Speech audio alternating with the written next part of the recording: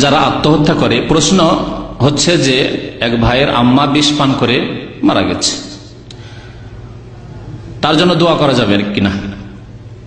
নবী করিম সাল্লাল্লাহু আলাইহি ওয়াসাল্লাম মুশরিক ছাড়া যে কোনো পাপীর জন্য দোয়া করার অনুমতি দিয়েছেন। কোরআন কারিমে শুধু মুশরিকের জন্য দোয়া করা নিষেধ করা হয়েছে। যদি শিরকের অবস্থায় মারা যায়, শিরকের অবস্থায় এখনো বেঁচে আছে, তার হেদায়েতের জন্য দোয়া করা যাবে। মা কানা লিন-নবী ওয়াল্লাযীনা আমানু ইস্তাগফিরু লিল-মুশরিকিন ওয়ালাউ কানু উলি কুরবা মিন বাদি মা তাবায়্যানা লাহুম আন্নাহুম আসহাবুল জাহিম, জাহান্নামে চলে গেছে মানে শিরকের অবস্থায় মারা গেছে। এইরকম যদি হয় তাহলে মুশরিকের জন্য দোয়া করা যাবে না।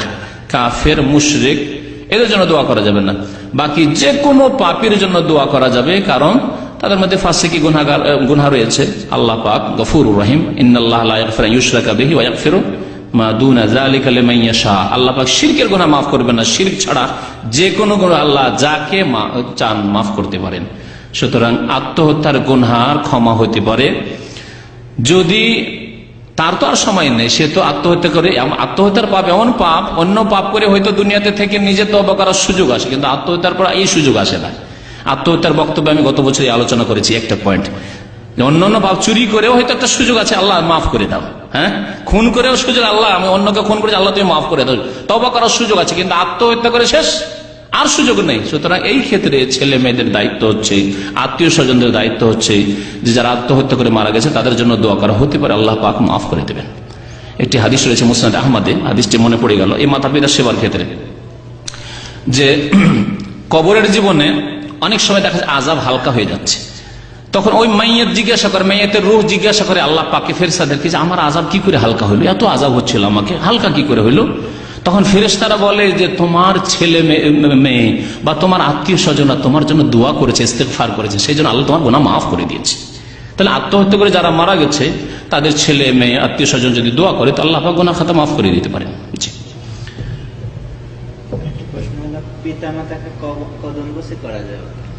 পিতা মাতার কদম বসি না করে যদি নবী সাল্লাল্লাহু আলাইহি ওয়াসাল্লাম যা করেছেন করতে বলেছেন তা করতে বলি, তো আপনার বাধা কোথায়?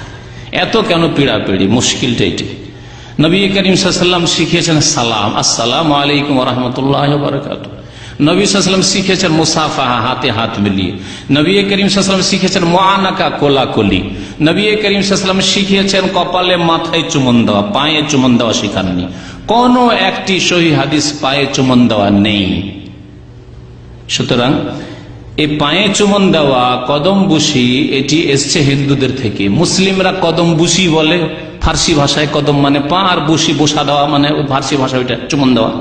আর হিন্দুরা ওইটিকে বলে পায়ের ধুলি নেওয়া। হিন্দুদের সভ্যতা, বিয়ে শাদীতে নতুন বউরা আসে, ওরা বলে পায়ের ধুলি নিতে হবে। একই কথায় ভাষা শুধু পৃথক করে দেওয়া হয়েছে, হিন্দু সভ্যতা থেকে এটি এসছে। সুতরাং আল্লাহর রাস্তায় ছেড়ে দেবেন। সালাম করলেন, মুসাফা করলেন, তা দিয়ে হচ্ছেন আমার আব্বার আরো কিছু করো, মুআনাকা করলেন, মুআনাকা করে আমার আব্বার কপালে চুমন দেবো, মায়ের কপালে চুমন দেবো, মাথায় চুমন দেবো, এগুলি সব সুন্নাত দ্বারা প্রমাণিত রয়েছে। নবী সাল্লাল্লাহু আলাইহি ওয়াসাল্লামের সাহাবায়ে কেরামরা কপালে মাথায় চুমন দিতেন, তাই করলেন। নিজে বললেন যে কমপক্ষে 6 মাসের মধ্যে সন্তান হলে হালাল হবে, তাহলে সর্বশেষ কত মাস? সর্বশেষ অধিকাংশ 9 মাস 10 মাস হয়, কিন্তু অনেক আলেমরা বলেছেন যে 2 বছর হইতে পারে। একটা ঘটনা বর্ণনা, ইমাম শাফি রহমতুল্লাহ নাকি 2 বছর ছিলেন মায়ের পেটে, এটা থেকে অনেকে ফুকাহারা বলে বেশি হইতে পারে, কিন্তু ওটা নিয়ে আপনার জানার কি দরকার? বেশি যদি থাকে থাকবে, যদি ডাক্তার আজকালকার মেডিকেলের জামানা যদি বলে যে না আপনার স্ত্রীর পেটে বাচ্চা আছে, তারপর 2 বছর 3 বছর হয়ে যাচ্ছে, থাক, যদি কোনো অসুবিধা না থাকে। আর যদি আজকালকার মেডিকেল তো বলে যে না সিজার করে বের করে নিতে হবে, বাচ্চা পুরা হয়ে গেছে, ঠিক আছে করেন, তাই করেন। আচ্ছা, মনে হয় আপনি প্রশ্ন করেছেন হয়তো। হ্যাঁ,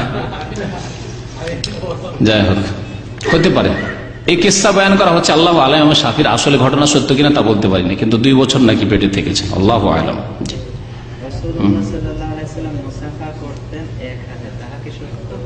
এক হাতে মুসাফাই সুন্নত, এক হাতে মুসাফাই সহিহ সুন্নত। জি, 1 1 2 হাত। জি।